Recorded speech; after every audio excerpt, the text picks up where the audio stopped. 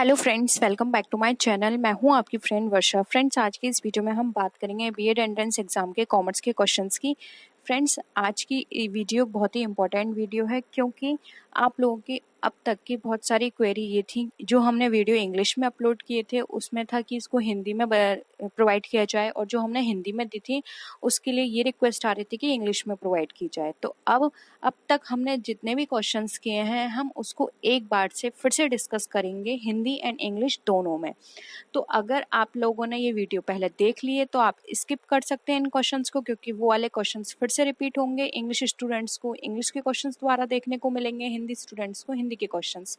लेकिन कुछ वीडियोस या कुछ क्वेश्चंस हम कह सकते हैं इस तरह के हैं जो कि हिंदी इंग्लिश में नहीं थे, हम उनको बाइलिंगुअल लैंग्वेज में कर रहे हैं। ठीक है, तो यहाँ पर आप क्या करिएगा, आप अपना अब तक आपका अगर कोई क्वेश्चंस मिस हो गया है तो प्लीज़ एक बार उन क्वेश्चंस को आप चेक कर लीजिएगा, जिसके थ्रू आप इजीली अपनी वो प्रिपरेशन कर पाएँ। ठीक है, तो वीडियो को स्टार्ट करते हैं। वीडियो पसंद आए तो वीडियो को लाइक कीजिए, अपने फ्रेंड्स से शेयर कीजिए। किसी भी तरह की कोई भी क्वेरी हो तो प्लीज़ ज़रूर बताइएगा। चलिए फ्रेंड्स, वीडियो को स्टार्ट करते हैं। फर्स्ट है डिवेंचर होल्डर्स आर। अब ये डिवेंचर होल्डर्स हैं वो क्या होते हैं? डेटर्स ऑफ द कंपनी यानी कि कंपनी के देनदार, क्रेडिटर्स ऑफ द कंपनी यानी कंपनी के लेनदार, डेटर्स ऑफ द कंपनी यानी कंपनी के देनदार, या फिर ऑनर्स ऑफ द कंपनी या फिर कंपनी के मालिक। तो देखें यहाँ पर फ्रेंड्स ऑप्शन देखें तो देखिए यहाँ पे ऑप्शन 1 और जो 3 है ये दोनों सेम ऑप्शन है जो कि कट गए। ठीक है, अब बचा यहाँ पे कंपनी के मालिक, इन्हें नहीं कहा जाता, ये कंपनी के क्रेडिटर्स कहलाते हैं। ठीक है, ऑप्शन बी यहाँ पे हमारा राइट आंसर होगा। क्रेडिटर्स क्यों कहलाते हैं? क्योंकि इन्होंने डिवेंचर्स परचेस किए हैं। अब ये इसका जो इंटरेस्ट मिलेगी इनको, वो इंटरेस्ट चाहिए, इनको हमें इंटरेस्ट देना पड़ेगा इस पे, जो भी डिवेंचर्स के ऊपर हमने फिक्स की हुई है इंटरेस्ट वो। तो ये कंपनी के लेनदार होते हैं, इसलिए क्रेडिटर्स ऑफ द कंपनी कहलाते हैं। ऑप्शन बी राइट है। नेक्स्ट क्वेश्चन देखिए, डिवेंचर्स इंडिकेट द। अब जो डिवेंचर्स हैं वो हमें क्या संकेत दिखाते हैं या फिर उनसे हमें क्या संकेत मिलता है? फर्स्ट ऑप्शन है short term borrowings of the company, यानी कि एक कंपनी के अल्पकालिक उधार को का ये संकेत करते हैं। Director shares in a company, यानी कि कंपनी के निदेशकों के शेयर्स हैं ये बताते हैं। The investment of equity share holders, यानी कि जो इक्विटी शेयर होल्डर्स हैं उनका निवेश ये बताते हैं। Long term borrowings of the company, यानी कि कंपनी के दीर्घकालीन उधार को बताते हैं। तो हमें ये बताना है डिवेंचर जो है वो हमें क्या इंडिकेट करते हैं, यानी कि हमें वो क्या बताने की कोशिश करते हैं। तो देखिए फ्रेंड्स, डिवेंचर्स हमारे लिए एक तरह से लॉन्ग टर्म बोरोइंग है। ये हमें लॉन्ग टर्म बोरोइंग बताते हैं जो कि कंपनी ने बोरो की है, ठीक है, लॉन्ग टर्म के लिए। इसलिए ऑप्शन डी यहाँ पे हमारा राइट आंसर हो जाएगा, क्योंकि ये मोर देन 1 ईयर की होती है, इसलिए लॉन्ग टर्म बोरोइंग हमने इसको कहा है। ऑप्शन डी राइट है। नेक्स्ट क्वेश्चन पे आते हैं। देखिए नेक्स्ट क्वेश्चन है यहाँ पे, इन डिवेंचर्स इंटरेस्ट पेबल इज, यानी कि जो डिवेंचर्स में जो ब्याज है वो कैसे दे होती है? ट्रांसफर टू जनरल रिजर्व, यानी कि जो हमारे सामान्य आरक्षित है उसमें हस्तांतरित करना। Transfer to following fund investment account, यानी कि सामान्य आरक्षित को हस्तांतरित करना किसमें? इन्वेस्टमेंट अकाउंट में। Charge against the firm's profit, यानी कि फर्म के प्रॉफिट में से चार्ज करना या फिर उसमें से आपको पे करना है। और appropriations of the company profit, यानी कंपनी के मुनाफे का विनियोग करना है।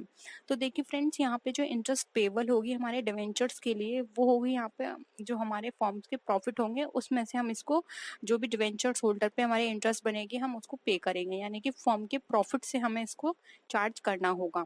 इसलिए यहाँ पे ऑप्शन सी हमारा यहाँ पे राइट आंसर हो जाएगा। फॉर्म के प्रॉफिट से हम इंटरेस्ट को पे करेंगे। ठीक है, आई होप ये क्वेश्चन भी आपको क्लियर है। नेक्स्ट क्वेश्चन पे आते हैं। The owner of debentures is qualified for. अब जो डिवेंचर्स के ओनर हैं वो किसके लिए क्वालिफाई होंगे, यानी कि हम बोल सकते हैं कि एप्लीकेबल होंगे। डिवेंचर्स का मालिक किसके लिए योग्य होगा? ऑप्शन है फिक्स्ड रेट इंटरेस्ट, निश्चित ब्याज दर के लिए। कंपनीज वोटिंग राइट, यानी कि उनको कंपनी के मतदान करने में अधिकार मिलेगा। फर्म्स प्रॉफिट शेयर, यानी कि फर्म के मुनाफा जो भी होगा उसमें हिस्सेदारी मिलेगी उन्हें। या फिर फिक्स डिविडेंड, एक निश्चित लाभ मिलेगा। तो फ्रेंड जहां पर हम बात करते हैं डिवेंचर्स की, तो फ्रेंड डिवेंचर्स में हम सिर्फ एक इंटरेस्ट पे करते हैं जो कि फिक्स्ड होती है हमारी। ठीक है, और यहाँ पे डिविडेंड की बात की गई है, ये डिविडेंड दिया जाता है हमारा शेयर में। ठीक है, और डिवेंचर्स की बात करते हैं तो उसके लिए आता है हमारा फिक्स असेट्स, तो ऑप्शन ए राइट है। अब जो फिक्स असेट्स किस में से दिया जाएगा, वो फिर दिया जाता है हमारा ये फर्म के प्रॉफिट में से, ठीक है, शेयर नहीं होगा, फर्म के प्रॉफिट में से दिया जाएगा, ठीक है। तो ये कंफ्यूज मत होइएगा, फर्म्स प्रॉफिट शेयर लिखा है, फर्म्स के प्रॉफिट में कोई शेयर नहीं मिलता है, फर्म के प्रॉफिट में से जो भी फिक्स रेट है वो फिक्स रेट वहां से उनको दी जाती है। जैसे कि फॉर एग्जाम्पल कंपनी में 50,000 का प्रॉफिट हुआ है या 50 लाख का प्रॉफिट हुआ है, अब जो भी फिक्स रेट होगी वो फिक्स रेट का जो अमाउंट है वो उस 50 लाख में से निकाल के दे दिया जाएगा, शेयर नहीं दे रहे, उसमें से निकाल के दे रहे, ठीक है। डिफरेंस आपको समझ में आ गया होगा। ऑप्शन ए यहाँ पे हमारा राइट है। नेक्स्ट क्वेश्चन पे आते हैं। देखिए, कंपनी लिक्विडेशन, ठीक है, एक मिनट।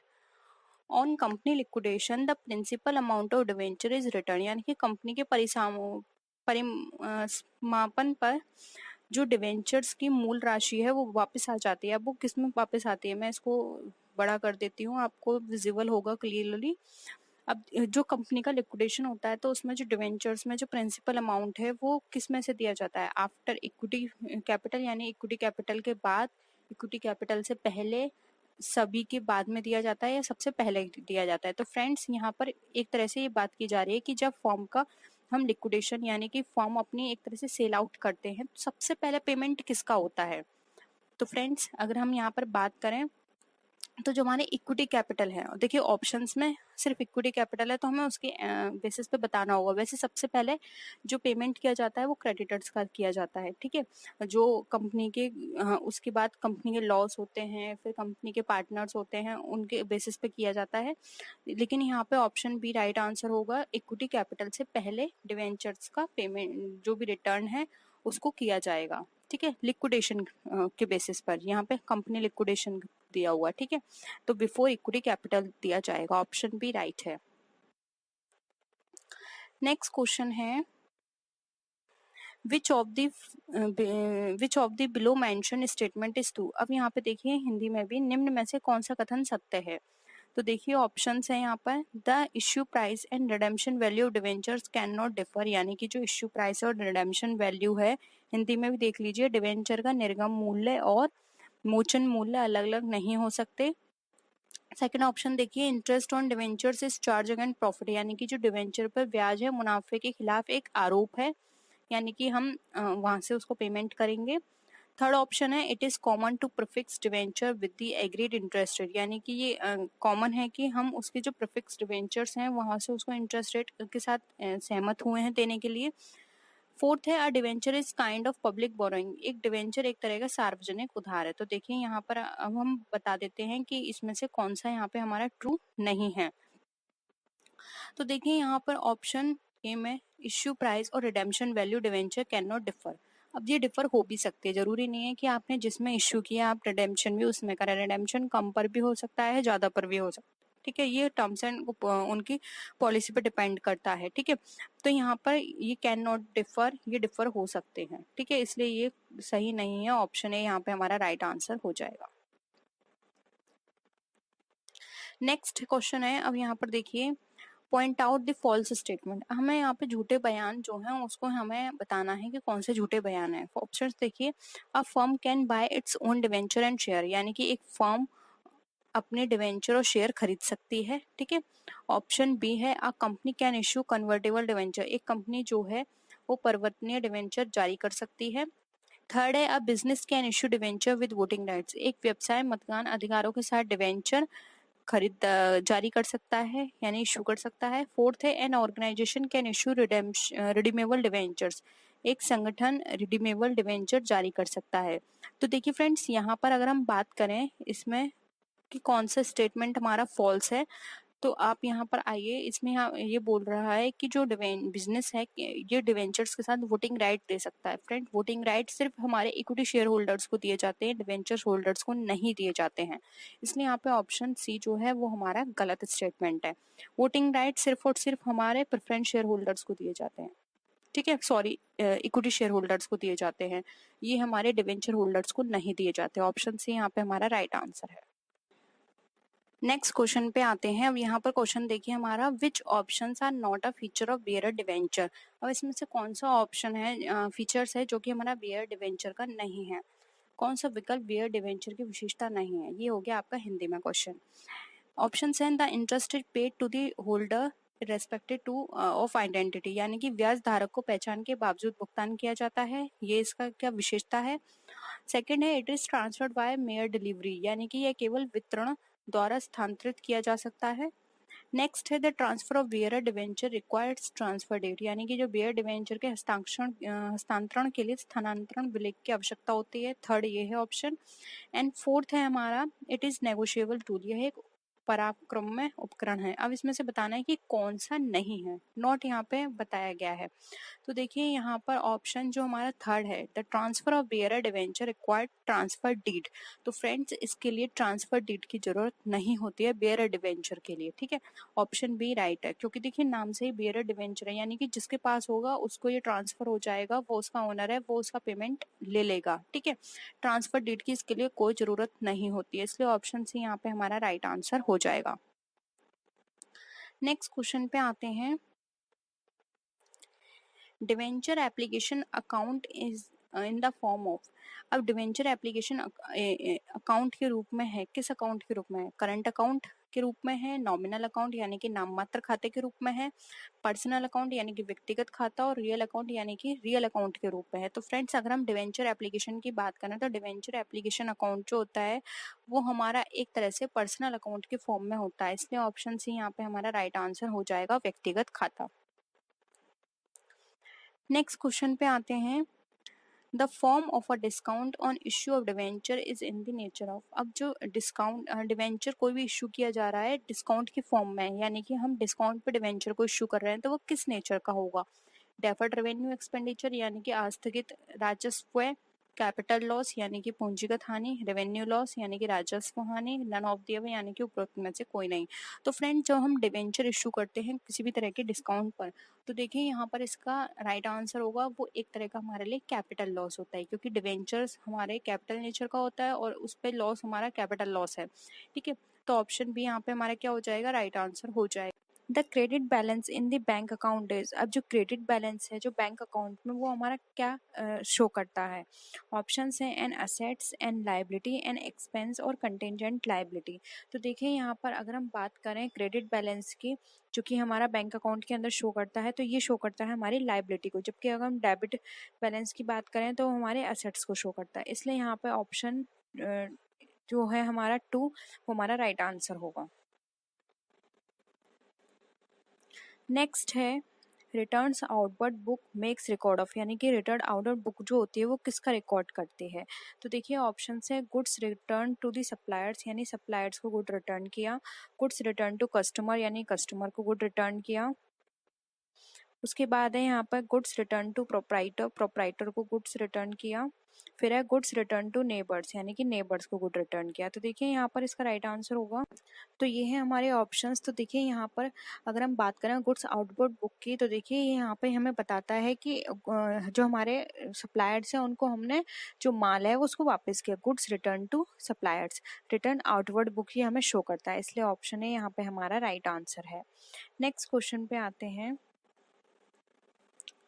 नेक्स्ट क्वेश्चन है हमारा, cash book prepared on impressed system in, अब जो कैश बुक है वो इम्प्रेस सिस्टम में दिखाई जाती है, तो वो किस तरह की होती है, 2 कॉलम कैश बुक की तरह, प्रिटी कैश बुक या फिर purchase book.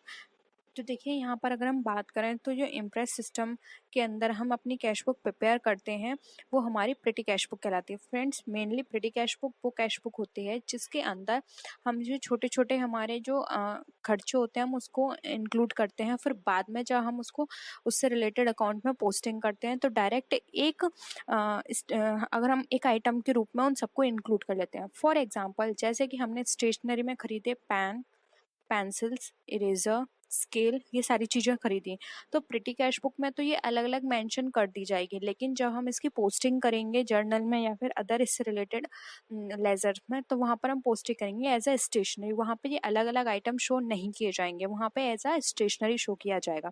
Petty cash book का मेन पर्पस होता है जैसे जो भी एक्सपेंस हो रहा है उसको उसी टाइम रिकॉर्ड करना, ठीक है, क्योंकि छोटे छोटे खर्चे ऐसे होते हैं बाद में हम भूल जाएंगे, तो पेटी कैश बुक में उसी टाइम नोट कर लिए जाते हैं। फिर बाद में जब उसको उससे रिलेटेड जो पोस्टिंग होती है, जब वहाँ पे उसको ट्रांसफ़र किया जाता है, तो एक बड़े हेड में उन सारे छोटे खर्चों को एक बड़े अमाउंट में लिख दिया जाता है, तो वो हमारा पेटी कैश बुक इसमें मदद करता है, ठीक है। तो एक तरह से ये यहाँ पर क्या हो गया, छोटे छोटे खर्चे हम भूले भी नहीं और साथ ही साथ हमारी पूरी हमारे पास इंफॉर्मेशन भी है।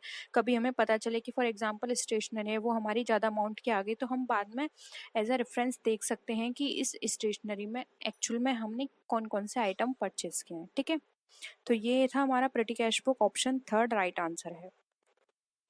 नेक्स्ट आते हैं, the statement send along with purchase return is. अब खरीद रिटर्न के साथ भेजा गया बयान क्या कहलाता है? Credit note, bills payable book, debit note या फिर परचेस रिटर्न बुक।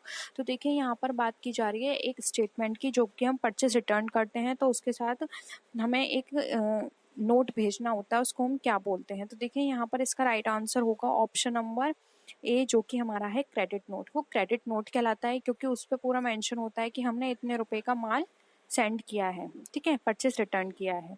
तो ऑप्शन ए यहाँ पे हमारा राइट आंसर हो जाएगा।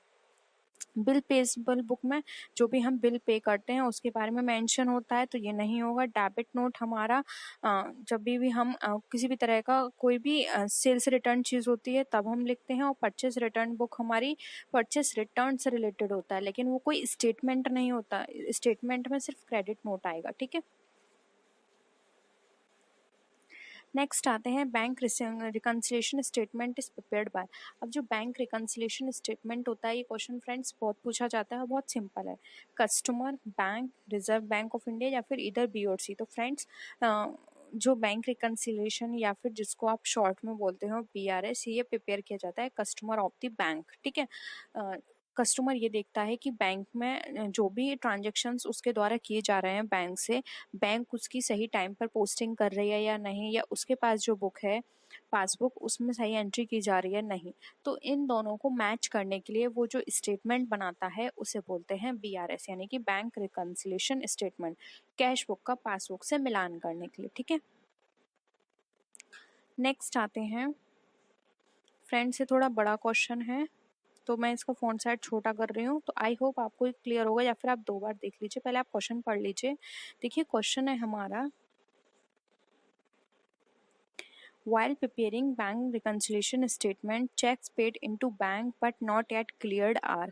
यानी कि जब आप बैंक रिकन्सिलेशन स्टेटमेंट प्रिपेयर करते हैं तो चेक जो आपका बैंक में पेड हो गया है लेकिन वो अभी तक क्लियर नहीं हुआ है। हिंदी में भी देख लीजिए, बैंक सुलह बयान तैयार करते समय बैंक में भुगतान किए गए चेक भुगतान तो कर दिए हैं आपने, लेकिन अभी तक वो क्लियर नहीं हुआ है, यानी कि वहाँ पर सबमिट नहीं हुए एक तरह से बैंक के द्वारा। तो ठीक है, ऑप्शंस देखिए यहाँ पर कौन क्या क्या हो सकता है। 4 ऑप्शंस हैं हमें यहाँ पर, देखिए, added to balance as per cash book to arrive at the balance as per passbook, या फिर deducted to the balance as per cash book to arrive at the balance as per passbook. फिर है divided in the balance as per cash book to arrive at the passbook, और multiplied to the balances as per cash book to arrive at the balance as per the passbook. अब friends यहाँ पर आप देखिए, यहाँ पर इन्होंने 4 options आपको प्रोवाइड किए हैं, ठीक है। तो देखिए 4 ऑप्शंस के अकॉर्डिंग आपने एक चीज़ देखी होगी, जब भी हम BRS बनाते हैं तो या तो वहाँ पर हम चीज़ें ऐड करते हैं या लेस करते हैं, जबकि यहाँ पर क्या है, मल्टीप्लाई। तो ये कट गया ऑप्शन, यहाँ में डिवाइड का ऑप्शन दे रखा है तो ये कट गया, क्योंकि ना ही हम कोई भी स्टेटमेंट, कोई भी एंट्री होती है उसको डिवाइड करते हैं, ना ही मल्टीप्लाई, सिर्फ ऐड करते हैं या फिर लेस करते हैं कोई भी आइटम। तो अब हमें ऑप्शन ए या 2 में से देखना है। तो देखिए यहाँ पर ये था कि जो चेक है वो बैंक में दे दिया गया है लेकिन वो क्लियर नहीं हुआ है, तो इसका मतलब क्या है कि आपने तो उसको ऐड कर लिया होगा कि अब हमारे अकाउंट में इतने रुपए हो गए, लेकिन सच में तो अभी वो क्लियर हुआ नहीं है, तो अकाउंट में तो अभी इतने रुपए हुए नहीं, तो आपको क्या करना पड़ेगा, डिडक्ट करना पड़ेगा। तो यहाँ पे देखिए ऑप्शन 2 राइट आंसर होगा, deduct to the balance as per cash book और arrive at the balance as per passbook, ठीक है। तो ये आपका ऑप्शन करेक्ट होगा, ऑप्शन 2। आई होप ये भी ऑप्शन आपको क्लियर हुआ होगा। नेक्स्ट आते हैं, errors which affect one account can be. अब हमें ऐसे एरर्स बताने हैं जो सिर्फ एक अकाउंट को इफेक्ट करते हैं, तो ऑप्शंस देख लीजिए, errors of omission, error of principle, error of posting या फिर एरर ऑफ कमीशन। तो देखिए यहाँ पर ये बात कर रहे हैं एक अकाउंट को इफेक्ट करे। तो देखिए फ्रेंड्स, अगर एरर ऑफ ओमिशन होगा तो ये एक अकाउंट से रिलेटेड नहीं है, प्रिंसिपल डबल अकाउंट से रिलेटेड होता है, कमीशन भी नहीं होगा। एरर ऑफ पोस्टिंग हमारे एक अकाउंट से रिलेटेड हो सकता है कि हमने एक अकाउंट में पोस्टिंग नहीं की है, ठीक है। तो यहाँ पे ऑप्शन थर्ड जो है वो इसका राइट आंसर हो जाएगा। पोस्टिंग से रिलेटेड चीज़ें हमारी वन अकाउंट में इफेक्ट करेंगी, जबकि प्रिंसिपल दोनों पर बेस्ड होगा, ओमिशन भी दोनों पर बेस्ड होगा और कमीशन भी हमारे दोनों साइड बेस्ड होगा। इसलिए ऑप्शन थर्ड यहाँ पर हमारा राइट आंसर है। नेक्स्ट आते हैं errors of carry forward from one year to another year effect, यानी कि एक वर्ष से दूसरे वर्ष तक आगे ले जाने की त्रुटियां क्या कहलाती हैं? पर्सनल अकाउंट से होती हैं, रियल अकाउंट से, नॉमिनल अकाउंट से, या फिर both personal and real account से। तो देखिए यहाँ पर errors of carry forward from one year to, अब देखिए 1 ईयर से सेकंड ईयर में हम क्या ले जाते हैं? Balance sheet. तो आपको देखिए घुमाकर ये क्वेश्चन आपसे कर लिया गया है, एक तरह से आपको ये बताना है कि बैलेंस शीट में कौन कौन सी चीज़ें जाती हैं, ठीक है। तो फ्रेंड्स यहाँ पर अगर हम बात करें तो देखिए यहाँ पर एक साल से दूसरे साल में फॉरवर्ड की बात कर रहे हैं, ठीक है। इसका मैंने आपको एक हिंट दे दिया है, इसका आंसर आपको खुद बताना है, ठीक है। मैंने आपको हिंट दे दिया है। अब देखिए बीआरएस से ही रिलेटेड है एक और क्वेश्चन हमारा, which of the following errors is an error of omission. अब हमें बताना है एरर ऑफ ओमिशन से रिलेटेड इसमें से कौन सी एरर है। ऑप्शन 1 है sale of 800 rupees was written in the purchase journal, यानी कि 800 रुपये की आपकी सेल हुई है लेकिन आपने परचेज जर्नल में लिख दिया है। सेकंड ऑप्शन है wages paid to the Sohan, यानी कि सोहन को वेजेस पेड की और वो उसकी लेकिन अकाउंट में डेबिट कर दी है। फिर है the total of sales journal, यानी कि सोशल जर्नल का जो टोटल है वो आपने सेल्स अकाउंट में पोस्ट नहीं किया है। नेक्स्ट है the total of sales journal has posted to the sales account, अब जो टोटल है वो सेल्स अकाउंट में आपने पोस्ट कर दिया है। अब आपको यहाँ पे क्या बताना है? ओमिशन बताना है कि इसमें से कौन सा एरर ऑफ ओमिशन है। तो आप ध्यान से देखिए फ्रेंड्स, यहाँ पर एरर ऑफ ओमिशन की बात करा है, यानी कि दोनों तरफ। तो देखिए यहाँ पर तो ये एंट्री हुई नहीं है, तो ये एरर ऑफ ओमिशन का पार्ट हो गया, ठीक है। सेल्स जर्नल में थी लेकिन पोस्ट ही नहीं हुई है, ठीक है। जबकि ये यहाँ पे गलत हुआ है, यानी कि डबल एंट्री का काम है, ये भी डबल एंट्री है और ये भी यहाँ पे गलत है, ठीक है। वो ये तो हमारी बिल्कुल सही है क्योंकि जिसकी एंट्री थी वो हमने वहाँ पोस्ट करी है, ये बिल्कुल करेक्ट है। लेकिन ऑप्शंस के अकॉर्डिंग देखें तो यहाँ पे ऑप्शन थर्ड हमारा राइट आंसर हो जाए। When a bill is discharged, the acceptor debits, यानी कि जब हमारा बिल डिस्चार्ज किया जाता है तो जो एक्सेप्टर होता है वो कौन सा अकाउंट या फिर किस एंट्री को वो डेबिट करता है? क्रेडिटर्स अकाउंट को, कैश अकाउंट को, बिल्स पेबल अकाउंट या फिर बिल रिसीवेबल अकाउंट। तो फ्रेंड्स इस तरह के क्वेश्चंस करने से पहले आपको अपने माइंड में एंट्री बनानी होगी। देखिए यहाँ पे बिल डिस्चार्ज की बात की जा रही है, तो देखिए यहाँ पर जब वो बिल डिस्चार्ज करेगा तो बिल्स पेबल अकाउंट जो होगा उसको क्या करेगा? वो डेबिट करेगा क्योंकि अब वो पे कर रहा है उसका, ठीक है। तो यहाँ पे बिल्स पेबल अकाउंट जो होगा वो डेबिट किया जाएगा क्योंकि उसकी तरफ से अब पेमेंट हो रहा है बिल का। इसलिए यहाँ पे ऑप्शन 3 जो है वो राइट आंसर होगा, bills payable account. I hope ये क्लियर होगा आपको। नेक्स्ट क्वेश्चन है base date is otherwise called as, यानी कि जो बेस डेट या किसी भी चीज को हम बेस मानते हैं तो उसको हम और किस नाम से जानते हैं? Zero date, leave date, working days या फिर ग्रेस डेज। तो फ्रेंड्स यहाँ पे डेट की बात की जा रही है तो ये डेज तो कट गया, अब हमें इन दोनों में से बताना है क्या राइट आंसर है। तो फ्रेंड्स यहाँ पर मैं आपको एक एग्जांपल लेना चाहूंगी, लेकिन वो एग्जांपल कॉमर्स से रिलेटेड नहीं है, लेकिन आपको ये कॉन्सेप्ट समझने में आसानी होगी। देखिए फ्रेंड्स, हमारे जब प्रेसिडेंट होते हैं, ठीक है, प्रेसिडेंट प्रेसिडेंट के जो इलेक्शंस होते हैं वो हमारे बेस ईयर के बेसिस पर होते हैं। अब बेस ईयर यहाँ पे क्या माना गया है? 1971। तो फ्रेंड्स अगर हम 1971 की बात करें तो ये इससे पहले का तो कोई टाइम पीरियड नहीं है ना, ठीक है। इससे पहले का कोई टाइम पीरियड नहीं लिया जाएगा। 1971 ये बेस ईयर माना गया है प्रेसिडेंट के इलेक्शन के लिए। तो इससे पहले का कोई टाइम पीरियड नहीं है, तो ये डेट एक तरह से जीरो डेट की तरह मानी गई है क्योंकि इससे पहले के कोई भी टाइमिंग पीरियड हमारे पास गिवन नहीं है, ठीक है। तो 1971 एक तरह से हमारे लिए बेस पीरियड है, यानी कि उससे पहले का, जैसे कि आपने देखा होगा जीरो बजट होता है, ठीक है। एक और एग्जांपल हो गया, वो आपकी कॉमर्स से रिलेटेड है, ठीक है। यहाँ पे ये आपका एक जीके का क्वेश्चन भी कंप्लीट हो गया। अब कॉमर्स के क्वेश्चन की बात करते हैं, तो आपने देखा होगा जीरो बेस बजट, ठीक है। तो जीरो बेस बजट में क्या होता है? आपने उस बजट को स्टार्टिंग से प्रिपेयर किया है उसके लिए आपने कोई भी प्रीवियस ईयर का बजट हेल्प नहीं लिया है, यानी कि उस बजट को बनाने में आपने किसी भी चीज़ की हेल्प नहीं लिया, आपने उसको इनिशियल स्टेज से प्रिपेयर किया है जिसको जीरो बजट कहते हैं। ठीक है, तो सेम ये उसी तरह से हो गया, इसलिए यहाँ पे इसका राइट आंसर होगा option number A, zero date. I hope ये क्लियर हुआ होगा आप सबको। नेक्स्ट है average due date can be called as. अब जो एवरेज ड्यू डेट है उसको हम और किस नाम से जानते हैं? Mean due date, median due date, mode due date या फिर जीरो ड्यू डेट। तो देखिए यहाँ पर एवरेज ड्यू डेट की बात की जा रही है, तो एवरेज का मतलब क्या होता है? जैसे कि कोई भी हमारे पास दो वैल्यू दे रखी हैं, जैसे कि हमारे पास 2 एंड 2 दे रखा है। ठीक है, अब 2 एंड 2 क्या होता है? 4। अब 4 को अगर हम 2 से डिवाइड करेंगे तो क्या निकल कर आए? 2, यानी कि ये क्या है? हमारी एवरेज है। तो मीन वैल्यू भी हमारी इसी तरह से निकलती है। मीन और एवरेज दोनों का एक ही नाम होता है, इसलिए यहाँ पे ऑप्शन ए राइट आंसर है। मीडियन क्या होता है? मीडियन यहाँ पे 3 की वैल्यू को शो करता है। मोड का मतलब यहाँ पर होता है कोई भी चीज कितनी फ्रिक्वेंसी से आई है। ठीक है, तो एवरेज और मीन दोनों का मतलब सेम है।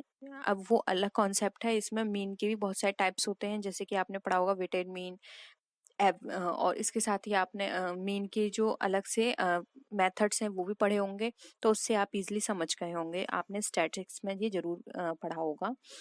नेक्स्ट है accounts current is a journal is. अब यहाँ पे ये बताया जो अकाउंट करंट है वो एक जर्नल है, आपको इसमें यस है या फिर false, partially true, partially false, इसमें आंसर देना है। तो फ्रेंड्स सबसे पहले तो आपको इसका ये पता होना चाहिए अकाउंट करंट क्या होता है। तो फ्रेंड्स अकाउंट करंट एक समरी स्टेटमेंट होता है जिसमें डिटेलिंग की जाती है फाइनेंशियल परफॉर्मेंस की, एक इंडिविजुअल इंश्योरेंस एजेंट के बिजनेस की over a specified period of time. यानी कि एक इंडिविजुअल इंश्योरेंस एजेंट है, उसके बिजनेस की, उसने पूरे साल में कितना काम किया है उसकी फाइनेंशियल परफॉर्मेंस की डिटेलिंग की जाती है स्टेटमेंट में, उसको बोलते हैं हम अकाउंट करंट। अब देखिए अकाउंट करंट यहाँ पे डिटेलिंग की जा रही है और समरी स्टेटमेंट की बात कर रहे हैं, तो ये जर्नल तो होगा नहीं, क्या हो जाएगा? ये एक समरी स्टेटमेंट हो जाएगा। ठीक है, तो यहाँ पर क्या हो जाएगा? फॉल्स। अकाउंट करंट एक समरी स्टेटमेंट है ना कि जर्नल, इसलिए यहाँ पे ऑप्शन 2 राइट आंसर होगा, फॉल्स। आई होप ये भी कॉन्सेप्ट आपको क्लियर हुआ होगा, नया कॉन्सेप्ट था थोड़ा। नेक्स्ट है which is the accounting concept that requires the practice of crediting closing stock to the trading account. अब यहाँ पर हमें ये बात बताना है कि ऐसा कौन सा अकाउंटिंग कॉन्सेप्ट है जिसमें हमारी क्रेडिटिंग जो क्लोजिंग स्टॉक होती है ट्रेडिंग अकाउंट में उसको क्लोज करने के लिए आवश्यकता पड़ती है। गोइंग कंसर्न के कॉन्सेप्ट से, कॉस्ट के कॉन्सेप्ट से, रियलाइजेशन या फिर मैचिंग, यानी कि ये 4 कॉन्सेप्ट हैं, इसके बेसिस पर हमें कौन सा ऐसा हमें बेसिस लेना पड़ता है जिसमें हमें अपने क्लोजिंग स्टॉक को जमा करने की जरूरत पड़ती है। तो देखिए यहाँ पर इसका राइट आंसर हो जाएगा, वो हो जाएगा हमारा मैचिंग कॉन्सेप्ट। तो देखिए फ्रेंड्स आपने ट्रेडिंग एंड P&L अकाउंट इस तरह से बनाते हैं। अब यहाँ पर आप क्या करते हैं, इस तरह ये हो गया आपका अमाउंट कॉलम। ठीक है, ये अमाउंट कॉलम, ये आपका अमाउंट कॉलम। तो यहाँ पर आप क्या लिखते हैं? परचेज लिखते हैं, टू परचेज, टू वेजेस। यहाँ लिखते हैं by sales, by closing stock. अब यहाँ पर क्लोजिंग स्टॉक को शो करने का मतलब क्या होता है? आपको क्रेडिट करने का कि यहाँ का और यहाँ का दोनों का बैलेंस क्या है? इक्वल निकल कर आए, यानी कि क्या हो गया? मैचिंग करने के लिए। जब यहाँ पर ये दोनों चीज मैचिंग नहीं होंगी तो आपका ये जो अकाउंट है वो प्रिपेयर नहीं होगा। तो इन दोनों के अकाउंट को प्रिपेयर करने के लिए आप क्लोजिंग स्टॉक लिखते हैं। ठीक है, क्योंकि जो भी आपकी सेल्स है, वेजेस है और जो भी आपका परचेज है, इन सब में का जो डिफरेंस है, यानी सेल कितनी हुई, परचेज और एक्सपेंसेस कितने हुए, उन सब के डिफरेंस, यानी कि बाकी जो बचा हुआ है वो आपका क्लोजिंग स्टॉक है। तो मैचिंग कॉन्सेप्ट के बेसिस पर यहाँ पर इसका ट्रीटमेंट किया जाता है। ठीक है, नेक्स्ट आते हैं। अब देखिए यहाँ पर इसी तरह का एक और क्वेश्चन गिवन है। Assets in the balance sheet are shown at cost less depreciation rather than their replacement cost because of accounting convention। यानी कि फ्रेंड्स हिंदी में देख लीजिए, बैलेंस शीट में जो संपत्तियां होती हैं उनका लेखांकन सम्मेलन के कारण उनकी प्रतिस्थापना लागत के बजाय कम मूल्यांकन ह्रास पर दिखाया जाता है। ऐसा क्यों होता है? गोइंग कंसर्न से, मैचिंग से, रियलाइजेशन या फिर मनी मेजरमेंट कॉन्सेप्ट से।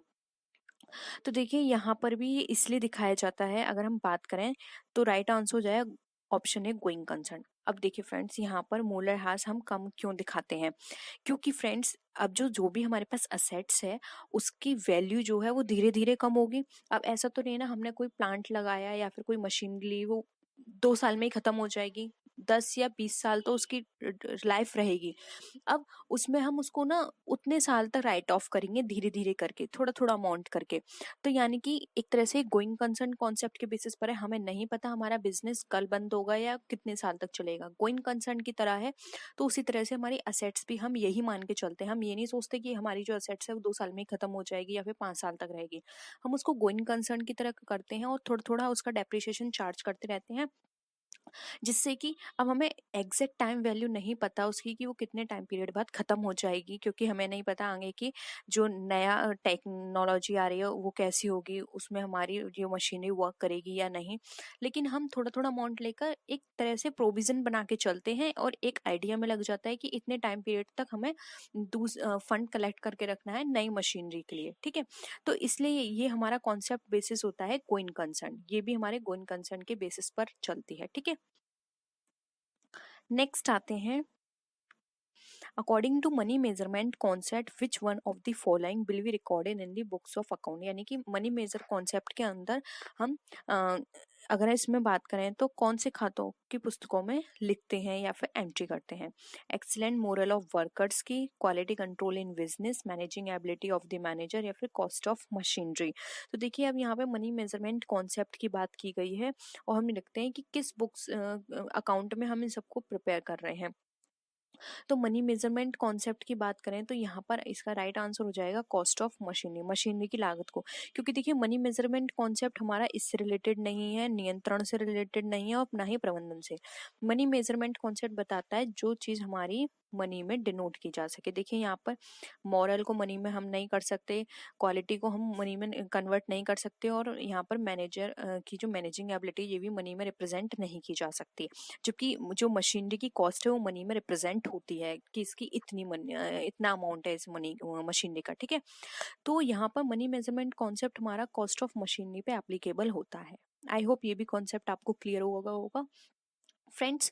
इसमें आपको कन्वेंशंस जरूर पढ़ने हैं क्योंकि अकाउंटिंग कन्वेंशंस और अकाउंटिंग प्रिंसिपल्स से एग्जाम में बहुत पूछा जाता है और आपने देखा अभी हमने यहाँ पे कितने सारे क्वेश्चंस करे प्रिंसिपल्स के ऊपर। अब आते हैं नेक्स्ट क्वेश्चन पे, contingent liability appears as a footnote in the balance sheet. अब यानी कि जो कंटिजेंट लायबिलिटी है हम बैलेंस शीट में फुटनोट में दिखाते हैं। This is in accordance with the accounting principle. अब ये अकाउंटिंग प्रिंसिपल किस अकाउंटिंग प्रिंसिपल के बेसिस पर किया जाता है। तो फ्रेंड्स कंटिजेंट लायबिलिटी का मतलब यहाँ पर ये होता है जो कि फ्यूचर में हो सकती है, ठीक है, आकस्मिक है, कभी भी हो सकती है, हम श्योर नहीं है।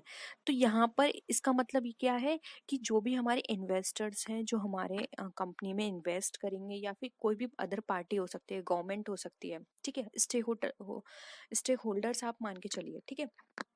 तो उनको अपनी कंपनी की ट्रू पिक्चर शो करना कंटिजेंट लायबिलिटी एक पार्ट होता है। यानी कि अगर आप कंटिजेंट लायबिलिटी आपकी कंपनी में है, ठीक है, और आप उसको डिस्क्लोज कर रहे हो as a footnote balance sheet के अंदर, तो वहां पर क्या होगा, उन लोगों को आपकी सही इंफॉर्मेशन मिल गई, उसी के बेसिस पर वो डिसीजन लेंगे कि वो आपकी कंपनी में इन्वेस्ट करना चाहते हैं या नहीं।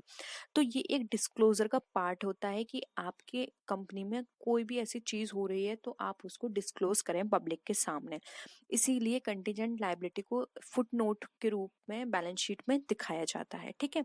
तो यहाँ पर ऑप्शन 2 राइट आंसर होगा, डिस्क्लोजर।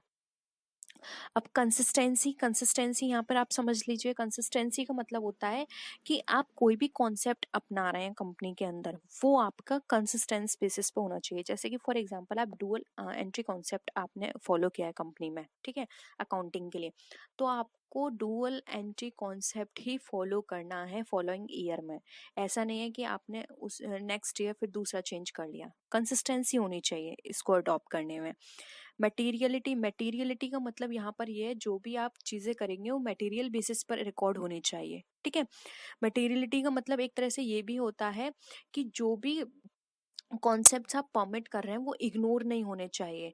अगर कोई भी ऐसे ट्रांजेक्शन्स है जो कंपनी में इफेक्ट कर रहा है वो आप इग्नोर नहीं करेंगे, उसको मेंशन करेंगे।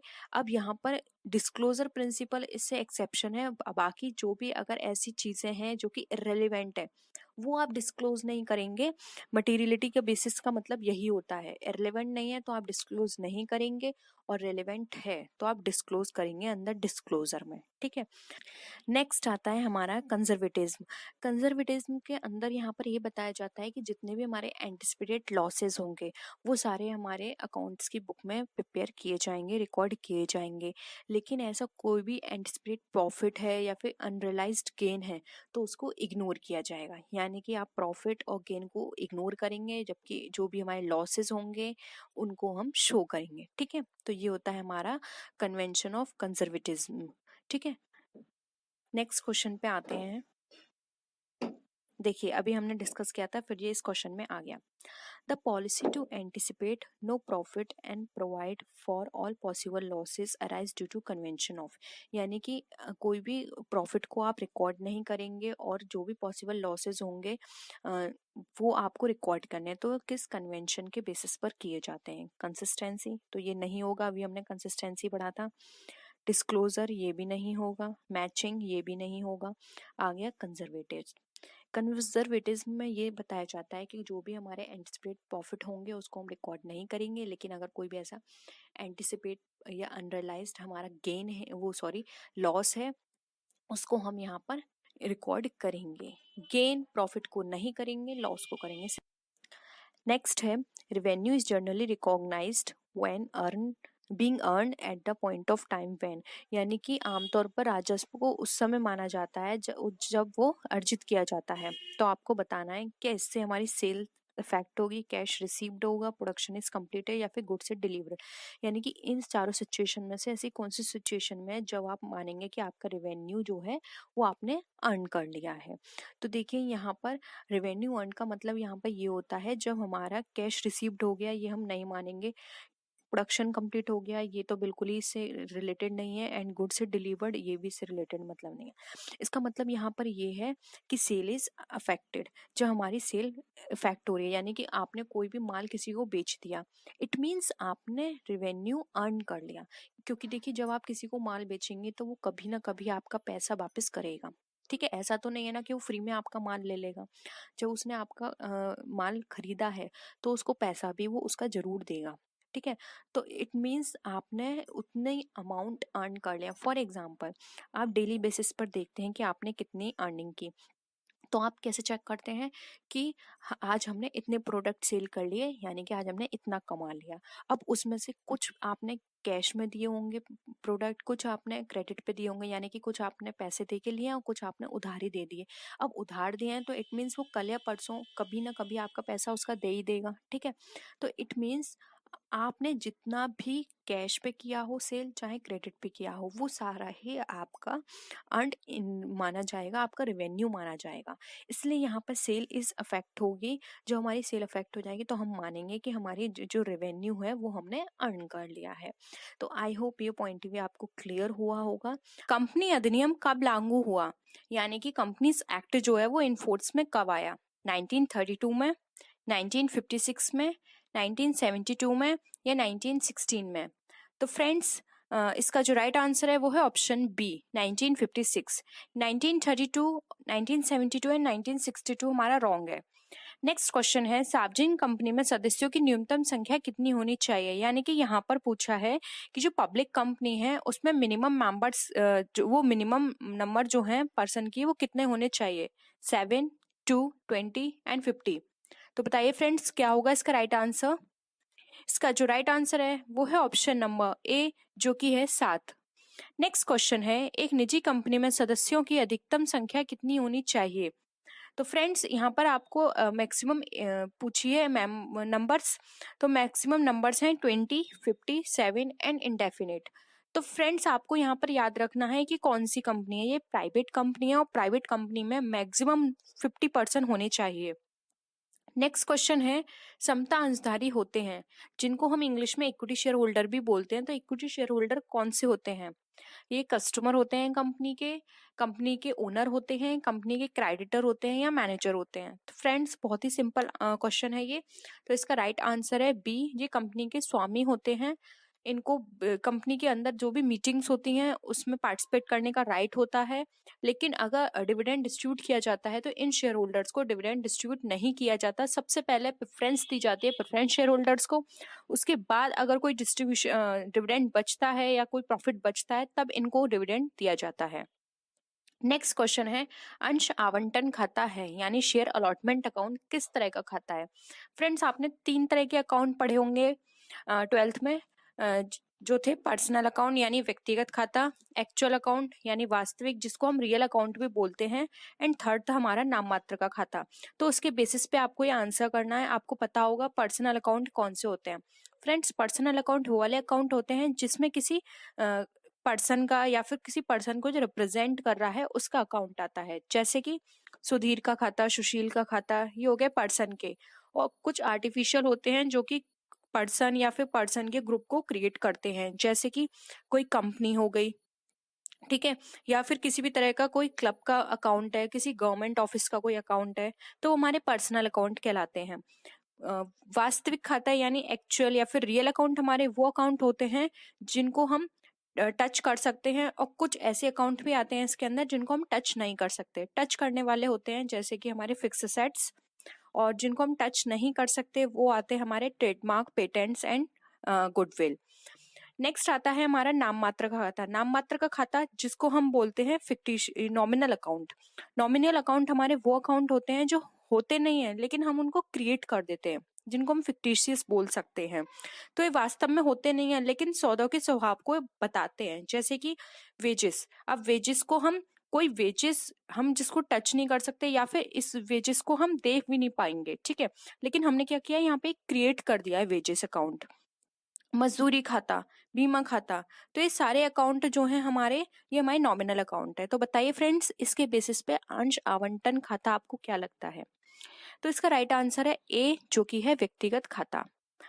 नेक्स्ट क्वेश्चन पे हम मूव करते हैं। जब अंशों का हरण किया जाता है तो अंश पूंजी खाता नाम किया जाता है, यानी जब शेयर्स फॉरफिट किए जाते हैं तो शेयर कैपिटल अकाउंट क्या होता है?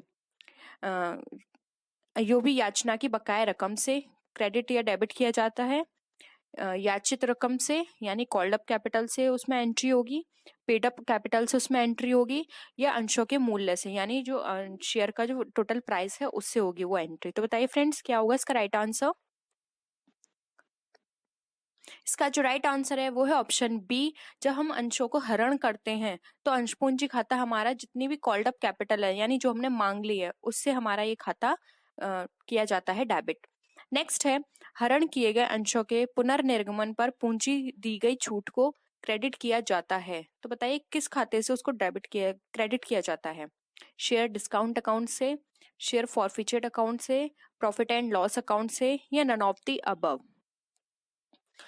तो फ्रेंड्स का राइट आंसर है बी। जब भी हम शेयर को पुनर्निर्गमन करते हैं तो जब हम जो भी छूट देते हैं तो उससे हमारा शेयर फॉरफिचर्ड अकाउंट जो है वो क्रेडिट करते हैं हम वहां। नेक्स्ट है, ऋण पत्रों को सहायक प्रतिभूति के रूप में निर्गमन पर डेबिट किया जाएगा, यानी कोई भी ऐसे डिवेंचर्स हैं जिसको सब्सिडी सिक्योरिटी के रूप में इश्यू किया गया है तो उसको डेबिट किससे किया जाएगा? डिवेंचर अकाउंट से, बैंक अकाउंट से, डिवेंचर सस्पेंस अकाउंट से, या नन ऑफ द अबव? तो बताइए फ्रेंड्स, इसका जो राइट आंसर है वो है ऑप्शन सी, जो कि है डिवेंचर सस्पेंस अकाउंट। उसको डिवेंचर सस्पेंड अकाउंट से वहां पे डेबिट किया जाएगा क्योंकि वो सब्सिडी सहायक प्रतिभूति है उसकी। हमें अभी नहीं पता कि आगे जाके हम इसे किस में कन्वर्ट करेंगे, तो एक तरह से ये हमारे लिए सस्पेंस की तरह है, तो इसको हम डिवेंचर सस्पेंस अकाउंट से डेबिट करते हैं। नेक्स्ट है, ऋण पत्रों का शोधन किया जाता है।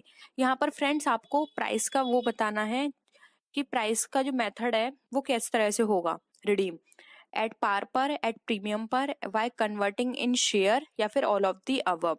तो किस पे उसको रिडीम किया जाता है, यानी जब हम उसको पे ऑफ करते हैं तो किस पे किया जाएगा? तो फ्रेंड्स का राइट आंसर है डी, इनमें से किसी पर भी हम पे ऑफ कर सकते हैं। जब हम डिवेंचर को रिडीम करते हैं तो एट पार पे कर सकते हैं, एट प्रीमियम पे कर सकते हैं, या फिर अगर हम चाहें तो उसको शेयर में कन्वर्ट कर सकते हैं। ये डिपेंड करता है शेयर होल्डर्स पर कि वो किस में करवाना चाहता है। ये आपस म्यूचुअल अंडरस्टैंडिंग पे होता है। कंपनी और शेयर होल्डर्स में कंपनी एंड डिवेंचर होल्डर्स में इतनी अंडरस्टैंडिंग है, कंपनी ने बोला कि आप इसको शेयर को कन्वर्ट करा लो तो वहां भी हो सकता है। नेक्स्ट है ऋण पत्रों का शोधन होता है यानी डिवेंचर रिडीम्ड एट। फ्रेंड्स यहाँ इस क्वेश्चन का मतलब है कि यहाँ पे आपको मेथड बताना है कि किस किस तरह से रिडीम हो सकता है। ए कैश में, B by issuing new debentures, C by issuing equity shares, या फिर ऑल ऑफ द अबव। तो बताइए फ्रेंड्स क्या होगा इसका राइट आंसर। इसका जो राइट आंसर है वो है ऑप्शन डी, जो कि है इनमें से सभी। अगर किसी भी डिवेंचर को रिडीम करवाना है तो कैश में भी हो सकता है, या फिर आप न्यू डिवेंचर इशू कर सकते हैं उसके बिहाफ पर, या फिर आप उसके बिहाफ पर इक्विटी शेयर्स को भी इशू कर सकते हैं। सेम वही प्रोसेस हो गया ये कि आप कन्वर्ट करा सकते हैं इक्विटी शेयर में। तो फ्रेंड्स राइट आंसर है डी। नेक्स्ट क्वेश्चन है ऋण पत्रों के अधिमूल्य की राशि का उपयोग किया जाता है, यानी ऋण पत्रों पर कोई प्रीमियम की वैल्यू आती है तो उसका किस पर्पज से यूज किया जाएगा। First, to eliminate the capital loss, second, in order to eliminate past losses, third, to eliminate future losses, या D none of the is. तो बताइए फ्रेंड्स क्या होगा इसका राइट आंसर। इसका जो राइट आंसर है वो है option A, to eliminate the capital loss, यानी कि पूंजीगत हानियों को समाप्त करने में ही हम ऋण पत्रों के अधिमूल्य की राशि का उपयोग करेंगे। क्योंकि ये जो हमारे पास अधिमूल्य की राशि होती है ये हमेशा उन चीजों में यूज की जाती है जो कि हमें लॉन्ग टाइम तक बेनिफिट करेंगे, या फिर लॉन्ग टाइम जिसकी हानियों का असर हमारे बिजनेस पे बहुत ज्यादा पड़ेगा। पूंजीगत हानियों का जो असर होता है हमारे बिजनेस पे बहुत बड़ा इफेक्ट पड़ता है, तो हम उसको राइट ऑफ करने के लिए, उसको एलिमिनेट करने के लिए इस राशि का यूज करेंगे। नेक्स्ट क्वेश्चन आता है कौन सा संचय आर्थिक चिट्ठी में नहीं दिखाया जाता है। A capital reserve, B secret reserve, C है बी सीक्रेट रिजर्व, सी है हमारा रेवेन्यू रिजर्व, एंड डी है हमारा शेयर प्रीमियम। बताइए फ्रेंड्स कौन सा रिजर्व है जो कि हमारी चिट्ठी में नहीं दिखाया जाता है। तो फ्रेंड्स नाम से ही इंडिकेट हो रहा है गुप्त संचय यानी सीक्रेट रिजर्व। सीक्रेट रिजर्व जो होता है ये एक हिडन होता है, इसको शो नहीं किया जाता है कंपनी में, लेकिन ये क्रिएट किया जाता है, तो इसको हम चिट्ठी में नहीं दिखाते हैं। नेक्स्ट क्वेश्चन है सामान्य संचय, पूंजी संचय आदि को चिट्ठी के दायित्व पक्ष में किस शीर्षक में दिखाया जाता है। तो यहाँ पर आपको बताना है कि किस हेड में उसे दिखाया जाएगा। ऑप्शंस हैं share capital, reserves and provisions, current liabilities and secured loan. तो बताइए friends journal reserve and capital reserve जो है वो हम कहाँ पे शो करते हैं। बहुत ही सिंपल क्वेश्चन है फ्रेंड्स, रिजर्व आ रहा है इंडिकेशन, यानी कि हम इसको रिजर्व एंड प्रोविजंस हेड में इंडिकेट करते हैं, उसको शो करते हैं। हम नेक्स्ट क्वेश्चन पे मूव करते हैं। नेक्स्ट क्वेश्चन है हमारा तलपट में दिखाए गए प्रारंभिक व्यय को अंतिम खाते बनाते समय दिखाया जाता है, यानी प्रारंभिक व्यय को अगर तलपट में वो शो किए गए हैं तो अंतिम खाते में वो हम कहाँ दिखाएंगे। ए ट्रेडिंग अकाउंट में, B profit and loss account में, C liability side of the balance sheet, and D asset side of the balance sheet. तो बताइए फ्रेंड्स क्या होगा इसका राइट आंसर। इसका राइट आंसर है डी चिट्ठी के दायित्व संपत्ति पक्ष में। फ्रेंड्स जो प्रिलिमिनरी एक्सपेंसेस होते हैं ये हमें लॉन्ग टाइम तक हमें क्या करेंगे, बेनिफिट देंगे, ये हम एक असेट्स की तरह यूज करते हैं, तो इसको हम बैलेंस शीट में दिखाते हैं असेट साइड में। नेक्स्ट है अवास्तविक संपत्तियों में सम्मिलित किया जाता है। फ्रेंड्स जो 14 जो क्वेश्चन था उसका मेन रीजन असेट साइड में दिखाने का यह भी है कि जो प्रिलिमिनरी एक्सपेंसेस होते हैं हम एक बार में उसको पीएनएल में नहीं डाल सकते, क्योंकि वो एक बहुत लार्ज अमाउंट में होते हैं। अगर हमने एक बार में पीएनएल में डाल दिया तो वहां पर जो हमारा बैलेंस शीट का जो प्रॉफिट आ रहा होगा, या फिर जो हमारे पूरी फाइनेंशियल ईयर की जो पोजीशन है वो बहुत गड़बड़ा जाएगी, तो हम एक बार में उसको नहीं डाल सकते, हम धीरे धीरे उसको राइट ऑफ करते हैं। तो इसको हम एक तरह से एसेट साइड में सिक्योर करके रखते हैं, और धीरे धीरे हर साल हम थोड़ा थोड़ा अमाउंट उसमें से निकाल के पीएनएल में ट्रांसफर करते रहते हैं, इसलिए इसको हम एसेट साइड में शो करते हैं। नेक्स्ट क्वेश्चन है अवास्तविक संपत्ति में सम्मिलित किया जाता है, यानी नॉमिनल असेट्स इंक्लूड की जाती हैं। ए प्रिलिमिनरी एक्सपेंसेस में, अंडरराइटिंग कमीशन में, सी डेवलपमेंट एक्सपेंसेस में, या डी उपरोक्त सभी। तो बताइए फ्रेंड्स क्या होगा इसका राइट आंसर। ये आज का हमारा लास्ट क्वेश्चन है। तो फ्रेंड्स का राइट आंसर है डी उपरोक्त सभी।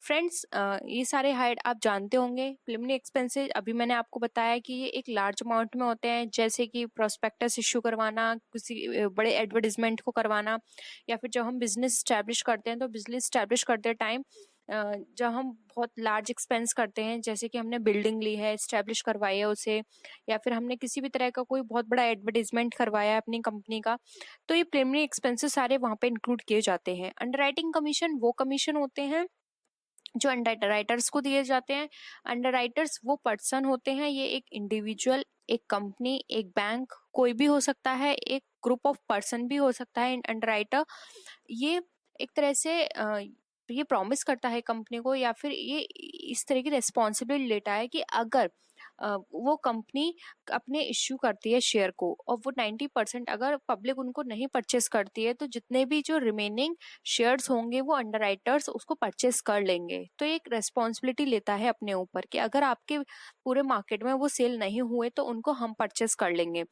तो इस बिहाफ पर जब उनको इस तरह का एक कमीशन दिया जाता है कंपनी की तरफ से अंडरराइटर्स को, उसको बोलते हैं हम अंडरराइटिंग कमीशन। नेक्स्ट है डेवलपमेंट एक्सपेंस। अगर हमने अपने बिजनेस में किसी भी तरह का कोई डेवलपमेंट करवाया है, किसी प्रोडक्शन से रिलेटेड या फिर वो XYZ कुछ भी हो सकता है, अगर वो डेवलपमेंट से रिलेटेड है तो वो एक्सपेंसेस हमारे डेवलपमेंट एक्सपेंसेस कहलाते हैं। तो ये सारे नॉमिनल असेट्स में इंक्लूड होते हैं। ठीक है। एकांकी व्यापारी का व्यापार प्रारंभ और समापन किसके द्वारा होता है? इंग्लिश में क्वेश्चन है, the commencement and termination of a merchant trade is, यानी कि कभी सोल ट्रेड, मर्चेंट ट्रेड का कमेंसमेंट होता है यानी उसको प्रारंभ करते हैं, और जब उसको हम टर्मिनेट करते हैं तो वो किसके द्वारा होगा? व्यापारी द्वारा यानी कि ट्रेडर द्वारा, बाय नो रेजोल्यूशन यानी बिना अधिनियम द्वारा, बाय गवर्नमेंट यानी सरकार द्वारा, या बाय लॉ। तो बताइए फ्रेंड्स क्या होगा इसका राइट आंसर? इसका जो राइट आंसर है वो है ऑप्शन ए, व्यापारी द्वारा। एकांकी व्यापारी जब भी अपने व्यापार को स्टैब्लिश करेगा या फिर उस अपने बिजनेस को बंद करेगा, जिसको हम बोलते हैं बाइंड अप या फिर टर्मिनेट करेगा, तो फ्रेंड्स ये उसकी खुद की मर्जी होगी, उसे किसी से भी परमिशन लेने की जरूरत नहीं होगी, चाहे गवर्नमेंट हो चाहे कोई लॉ हो, क्योंकि वो उसका खुद का बिजनेस है, कोई पर्सन उसके अंदर इन्वॉल्व नहीं है, उसके सारे रिस्क, उसके सारे प्रॉफिट उसके ही हैं, तो सारे डिसीजंस भी वो खुद लेगा। उसका जब मन करेगा, जहां मन करेगा वो वहां पर उसको स्टैब्लिश कर सकता है, और उसको अगर मन करेगा कि वो इसको क्लोज कर दे, अपने बिजनेस को वो आगे कंटिन्यू नहीं कर पाएगा, तो कभी भी उसको क्लोज कर सकता है। नेक्स्ट क्वेश्चन है, एकांकी व्यापारी समस्त संपत्तियों को स्वामी होता है और सारा जोखिम उठाता है, यह कथन किसका है? यानी कि single trader is the owner of all assets and tackle all risk, this statement is given by. Options हैं LH हेने, चार्ल्स एस टिपेट्स, सी ऑप्शन है CW गेस्टनबर्ग, डी ऑप्शन है नन ऑफ द अबव। तो बताइए फ्रेंड्स ये किसने कहा था?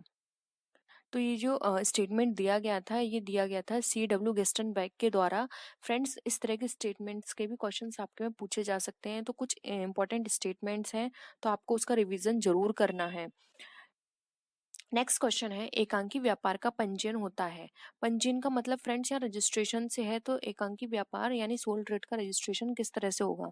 अनिवार्य यानी जिसको मैंडेटरी बोलते हैं, सरकार द्वारा यानी गवर्नमेंट द्वारा, आवश्यक नेसेसरी, आवश्यक नहीं यानी नॉट नेसेसरी। तो बताइए फ्रेंड्स क्या होगा? फ्रेंड्स का राइट आंसर है डी, सरकार जो सोल ट्रेड जो होते हैं उनका रजिस्ट्रेशन कराना आवश्यक नहीं होता है, क्योंकि वो खुद उसकी सारे चीज़ों को वेयर करेगा, चाहे प्रॉफिट हो चाहे लॉस हो, वो उसको खुद वेयर करने हैं, तो उसको पंजीयन कराने की जरूरत नहीं होती है। वो उसका खुद का बिजनेस है, कोई पर्सन उसके अंदर इन्वॉल्व नहीं है, इसलिए उसे किसी तरह की लीगल फॉर्मेलिटीज की भी जरूरत नहीं होती है। नेक्स्ट है, साझेदारी फर्म को चला सकता है, यानी कि पार्टनरशिप फर्म रन बाय ए सभी साझेदार यानी ऑल पार्टनर्स, वन और ऑल पार्टनर्स, सी ऑप्शन है एनी वन, डी ऑप्शन है नन ऑफ दीज। तो बताइए फ्रेंड्स क्या होगा इसका राइट आंसर?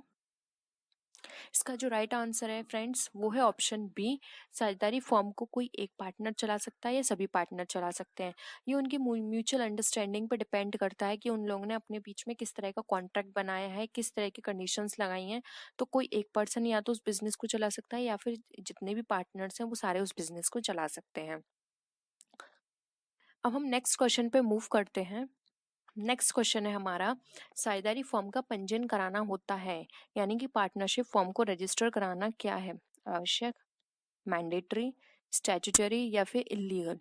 फ्रेंड्स यहाँ पे आप कंफ्यूज मत होइएगा, नेसेसरी और मैंडेटरी में बहुत डिफरेंस है।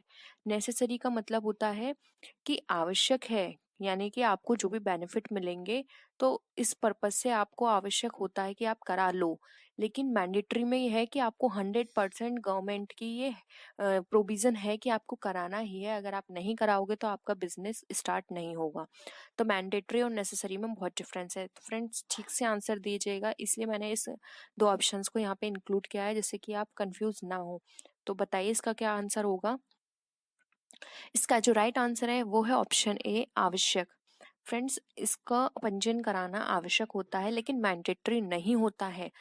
डिपेंड करता है कि वो कराता है या नहीं। अगर वो कराएगा तो कुछ बेनिफिट्स मिलते हैं गवर्नमेंट की तरफ से, लॉ की तरफ से, तो वो उसको लेने के लिए लायबल होगा।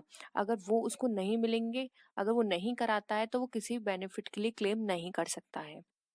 नेक्स्ट क्वेश्चन है, साझेदारी द्वारा अपने हित का हस्तांतरण किया जा सकता है, यानी कि a partner transfer their rights. एक पार्टनर अपने राइट्स को ट्रांसफर कर सकता है अपनी मर्जी से, सभी साझेदारों की स्वीकृति से, बहुमत से या सरकार की आज्ञा से। तो बताइए फ्रेंड्स, क्या होगा इसका राइट आंसर?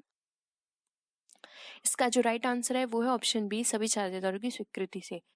वो अभी अपनी मर्जी से कभी नहीं करा सकता, ना ही बहुमत से करा सकता कि ये सोचें कि मेजोरिटी मिल गई है और वो ट्रांसफर कर देगा, नहीं। अगर बिजनेस के अंदर, पार्टनरशिप बिजनेस के अंदर कोई एक पर्सन भी नहीं एग्री होता तो वहां पे वो अपने ट्रांसफर नहीं कर सकता।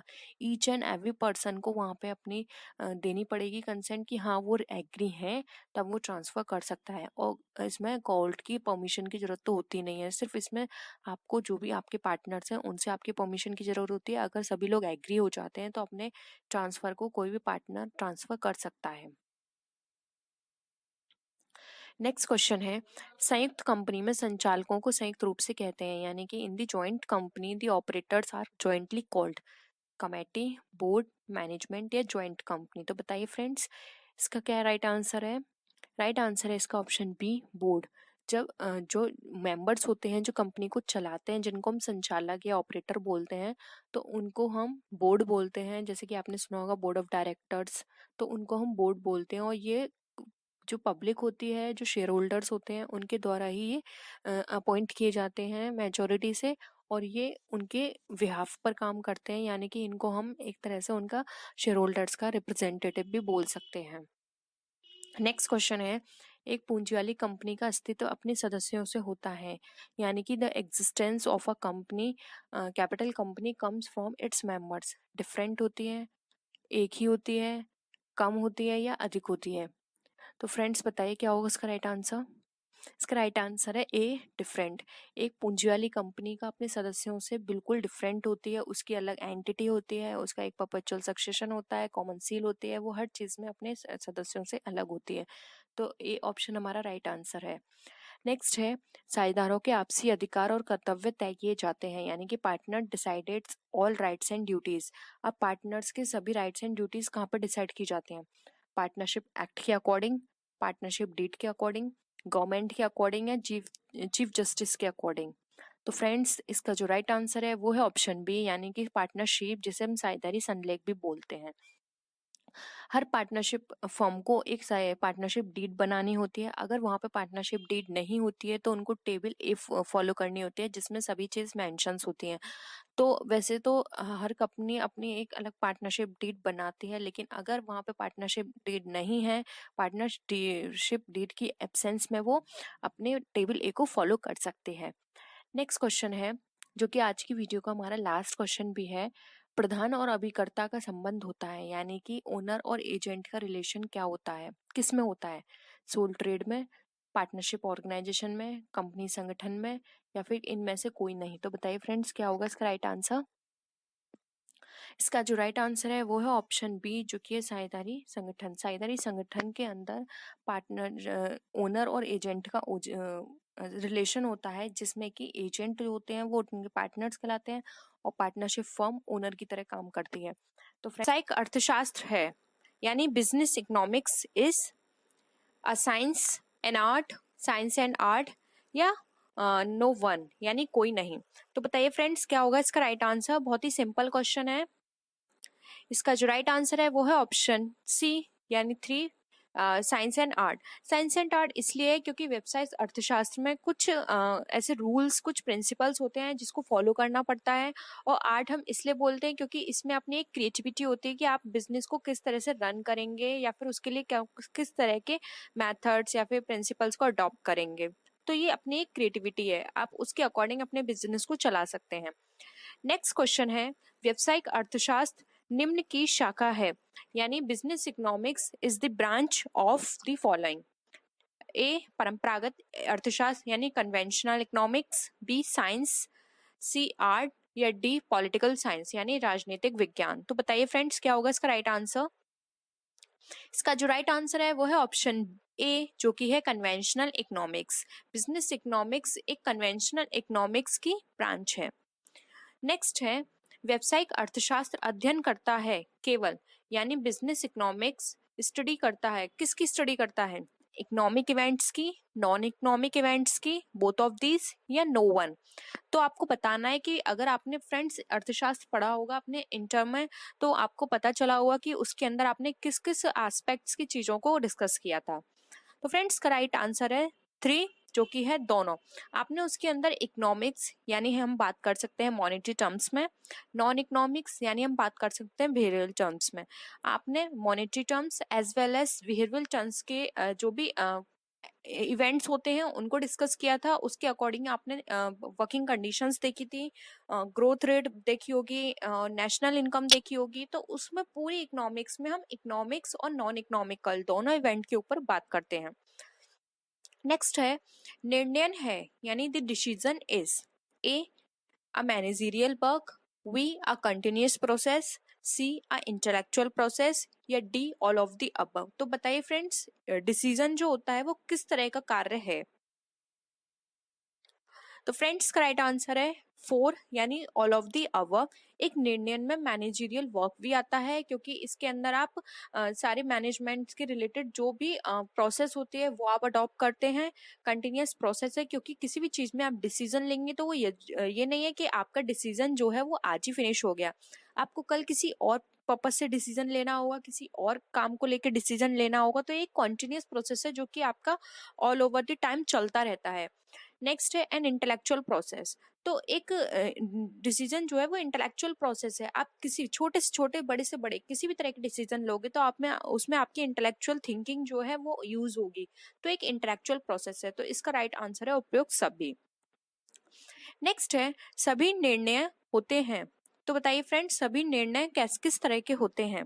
All decisions are made only positive, only negative, positive and negative या इंस्ट्रक्शनल। तो बताइए फ्रेंड्स किस तरह के डिसीजंस होते हैं। इसका राइट आंसर है 3, जो कि है पॉजिटिव एंड नेगेटिव। जो डिसीजंस जो होते हैं सिर्फ पॉजिटिवली नहीं होते या फिर हम ये नहीं कह सकते कि सिर्फ नेगेटिव डिसीजंस ही सारे लिए जाते हैं। हमारे जो बिजनेस में डिसीजंस लिए जाते हैं वो पॉजिटिव साथ ही साथ नेगेटिव भी लिए जाते हैं क्योंकि कुछ डिसीजंस ऐसे होते हैं जिसमें हमें लगता है कि हमारा लॉस है लेकिन फिर भी हमें वो लेने पड़ते हैं क्योंकि अगर हम उस डिसीजन को नहीं लेंगे, क्योंकि आपने सुना होगा कि जहां जितना हमें लॉस दिखाई देता है वहां प्रॉफिट भी उतना ही होता है। तो कुछ इसी तरह के कुछ ऐसी कंडीशंस होती हैं, कुछ इस तरह के सर्कमस्टांसेस बन जाते हैं कि वहां पर हमें पॉजिटिव भी डिसीजंस लेने पड़ते हैं, कहीं हमें नेगेटिव डिसीजंस भी लेने पड़ते हैं। नेक्स्ट आता है मांग पूर्वानुमान का आशय यानी द डिमांड फोरकास्ट इज। तो बताइए फ्रेंड डिमांड फोरकास्ट क्या है। Analytical analysis of future cell है, करंट सेल एनालिसिस है, एनालिसिस ऑफ पास्ट सेल है या फिर नाइदर ऑफ द अबव है। तो हमारी एक डिमांड फोरकास्ट क्या है। तो फ्रेंड्स का राइट आंसर है ए, जो कि है analysis of future cell. Demand forecast के अंदर हम ये देखते हैं कि हमारी जो प्रोडक्ट की डिमांड है वो कितनी होगी। तो वो डायरेक्टली हमारी सेल पर डिपेंड करती है। तो जिससे क्या होगा कि हम अपनी सेल देख पाएंगे कि फ्यूचर में हमारी कितनी सेल होने वाली है। तो उस अकॉर्डिंग हम अपना प्रोडक्शन करेंगे, उसी के अकॉर्डिंग हम सारी जो भी प्रोसेसिंग है या फिर रॉ मटेरियल की परचेजिंग है वो सारे डिसीजंस हम ले पाएंगे। तो डिमांड फोरकास्ट में हमारी फ्यूचर सेल्स की एनालिसिस की जाती है।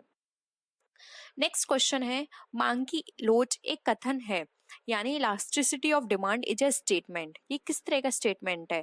क्वालिटेटिव स्टेटमेंट है, कॉन्सिक्वेंशियल स्टेटमेंट है, बोथ ऑफ द अबव है या नाइदर ऑफ द अबव है। तो बताइए फ्रेंड्स क्या होगा इसका राइट आंसर।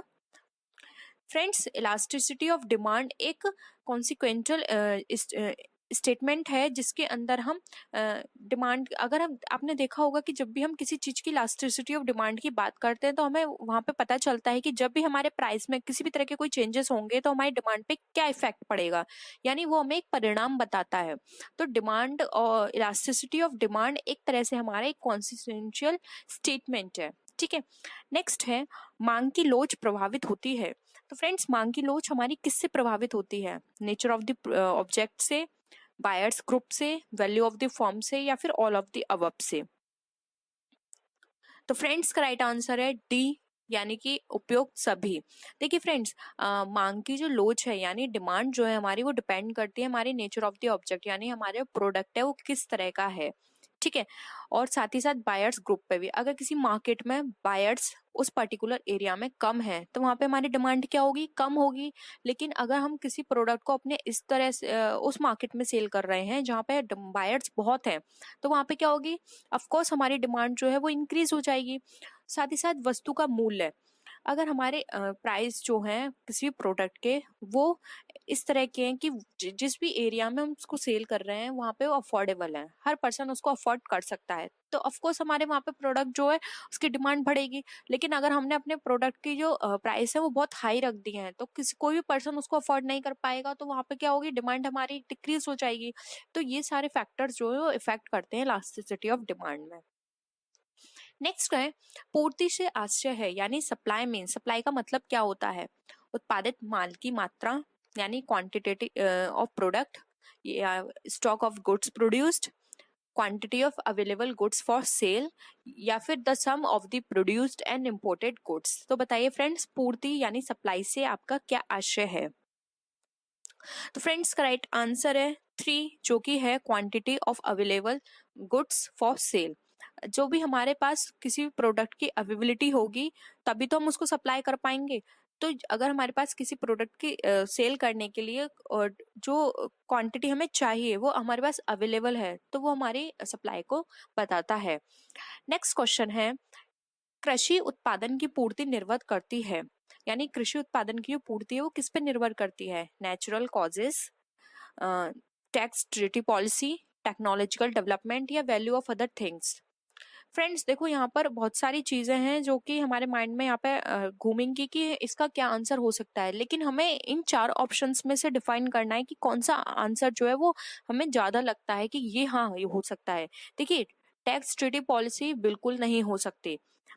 तकनीकी विकास, विकास ये डिपेंड करता है कि एरिया कौन सा है, तो हम ये नहीं बोल सकते कि हमारी जो सप्लाई ऑफ एग्रीकल्चर प्रोडक्शन है वो तकनीकी विकास से हमारे डिपेंड करेगी। वैल्यू ऑफ अदर थिंग्स ये भी हम नहीं बोल सकते। तो इसका जो राइट आंसर है वो है प्राकृतिक कारण, नेचुरल कॉजेज से हमारी जो सप्लाई ऑफ एग्रीकल्चर प्रोडक्शन है वो डिपेंड करती है। क्योंकि जिस तरह का हम एग्रीकल्चर कर रहे हैं, क्रॉप कर रहे हैं, अगर उस तरह का हमारे पास एनवायरमेंट नहीं है, नेचुरल कॉजेज वहां पे बहुत ज्यादा है, तो वहां पर क्या होगा? हमारा प्रोडक्शन नहीं हो पाएगा, प्रोडक्शन नहीं होगा तो हम उसको सप्लाई नहीं कर पाएंगे। तो हमारे जो नेचुरल कॉजेज हैं वो हमारे ज्यादा निर्भर करते हैं। नेक्स्ट है पूर्ति के नियम का आशय, यानी law of supply means quantitative, qualitative, both of the above, या नाइदर ऑफ द अबव। तो पूर्ति के नियम का क्या आशय है? तो फ्रेंड्स, पूर्ति के नियम का यहाँ पर आशय है क्वालिटेटिव, जो कि हमारा ऑप्शन 2 है करेक्ट। नेक्स्ट है सम विच्छेद बिंदु से क्या आशय है, यानी ब्रेक इवन पॉइंट मीन्स, आपने पढ़ा होगा फ्रेंड्स ब्रेक इवन पॉइंट क्या होता है? No profit no loss at production और सेल्स लेवल, या फिर बी प्रॉफिट एट प्रोडक्शन और sales level, C loss at production और सेल्स लेवल, या फिर 4 नाइदर ऑफ द अबव। तो बताइए फ्रेंड्स क्या होगा इसका राइट आंसर? इसका जो राइट आंसर है वो है ऑप्शन ए, जिसमें नो प्रॉफिट नो लॉस होता है प्रोडक्शन और सेल्स लेवल पर। हमने पढ़ा था फ्रेंड्स कि ब्रेक इवन पॉइंट उस पॉइंट को बताता है जहां पर ना तो हमें प्रॉफिट होता है ना ही हमें लॉस होता है। ठीक है, नेक्स्ट है विक्रय मूल्य की कमी से क्या प्रभावित होता है? What is the impact of the selling price reduction? A equilibrium point, B security limit, C contribution, या D all of the above. तो बताइए फ्रेंड्स क्या होगा इसका राइट आंसर? फ्रेंड्स जब भी हम किसी भी प्रोडक्ट के प्राइस के मूल्य को कम करते हैं, ठीक है, तो वहां पर क्या होता है? ब्रेक इवन पॉइंट हमारा नहीं हो सकता, ना ही हमारा सिक्योरिटी लिमिट हो सकती है, अंशदान कंट्रीब्यूशन भी हमारा इतना इफेक्ट नहीं पड़ेगा। यहाँ पर ये सारे पॉइंट को हम इंक्लूड करना पड़ेगा, सिर्फ एक पॉइंट को लेकर नहीं बोल सकते कि इस पे डिपेंड करेगा या फिर इससे इम्पैक्ट पड़ेगा। ये सारे ही पॉइंट हमारे जो प्राइस का जो मूल्य डाउन होगा उस पर इम्पैक्ट करेंगे। तो इसका राइट आंसर है 4 उपरोक्त सभी। नेक्स्ट है व्यावसायिक अर्थशास्त्री सहायता करता है यानी बिजनेस इकोनॉमिक्स हेल्प करता है to increase profit, to increase losses, all of the above या none of the above. Friends, हम सब जानते हैं कि हम जब भी किसी बिजनेस को करते हैं तो वो बात अलग है कि अब आज जो हमारा जो ऑब्जेक्टिव बन गया है वो हो गया है फर्स्ट सर्विस सेकंड प्रॉफिट, लेकिन ओवरऑल फिर भी हम प्रॉफिट की ही बात करते हैं। कोई भी बिजनेसमैन ये नहीं चाहेगा कि उसकी फॉर्म जब भी वो इस्टेब्लिश कर रहा है, क्योंकि सबको पता होता है कि इस्टेब्लिश टाइम में ही हम प्रॉफिट लेके नहीं चल सकते, क्योंकि नई नई फॉर्म है, उसको मार्केट में इस्टेब्लिश होने में टाइम लगेगा, गुडविल बनाने में टाइम लगेगा, लेकिन फिर भी वो ये एक्सपेक्ट करता है उसको फर्स्ट ईयर से ही प्रॉफिट हो। तो अर्थशास्त्री की सहायता वो लेता है। तो अर्थशास्त्री क्या हेल्प करेगा? हमारे लाभ को बढ़ाने में हेल्प करेगा। वो इस तरह की प्लानिंग करेगा, उसी तरह के वो सारी प्रोसेसिंग करवाएगा बिजनेस में जिससे कि प्रॉफिट हो। तो लॉस तो बिल्कुल भी नहीं हो सकता। तो इसका जो राइट आंसर है वो है ऑप्शन 1, जो कि है लाभों को बढ़ाने में। Next and the last question है हमारा आज की इस वीडियो का। व्यवसायिक अर्थशास्त्री उत्तरदायी होता है यानी बिजनेस इकोनॉमिस्ट जो होता है वो रेस्पॉन्सिबल होता है किसके प्रति? समाज के प्रति, राष्ट्र के प्रति, उपरोक्त दोनों के प्रति, या उपरोक्त दोनों में से कोई नहीं? तो बताइए फ्रेंड्स, क्या होगा इसका राइट आंसर? इसका जो राइट आंसर है वो है ऑप्शन 3, जो कि है उपरोक्त दोनों के प्रति। क्योंकि एक बिजनेस इकोनॉमिस्ट को प्लानिंग करनी पड़ती है, समाज के साथ साथ राष्ट्र को भी ध्यान में रखना पड़ता है। जो जिस भी एरिया में वो काम कर रहा है उस एरिया के लोगों को उसे लिटरेट करना पड़ेगा, उसके अकॉर्डिंग उसको प्रोडक्ट बनाना पड़ेगा, उनको ध्यान में रखते हुए उस प्रोडक्ट के प्राइस रखने पड़ेंगे, उनके वेलफेयर के लिए काम करना पड़ेगा, साथ ही साथ इस तरह से काम करना पड़ेगा कि वो जो हमारा जो राष्ट्र है उसके डेवलपमेंट में हेल्प करे। तो दोनों के प्रति उत्तरदायी होगा। तो फ्रेंड्स, आज का प्रैक्टिस सेट आपको कैसा लगा? आपके कितने आंसर्स करेक्ट रहे? प्लीज कमेंट सेक्शन में जरूर बताइएगा। और अगर ये आपको पसंद आए तो प्लीज वीडियो को लाइक कीजिएगा, अपने फ्रेंड्स के साथ शेयर कीजिएगा। और अगर आपको किसी भी तरह की कोई भी क्वेरी या सजेशन देना चाहते हैं इस वीडियो से रिलेटेड तो आप नीचे कमेंट सेक्शन में लिख सकते हैं। तो फ्रेंड्स, नेक्स्ट वीडियो में हम फिर मिलेंगे और भी अच्छी वीडियोस के साथ। तब तक के लिए बाय बाय।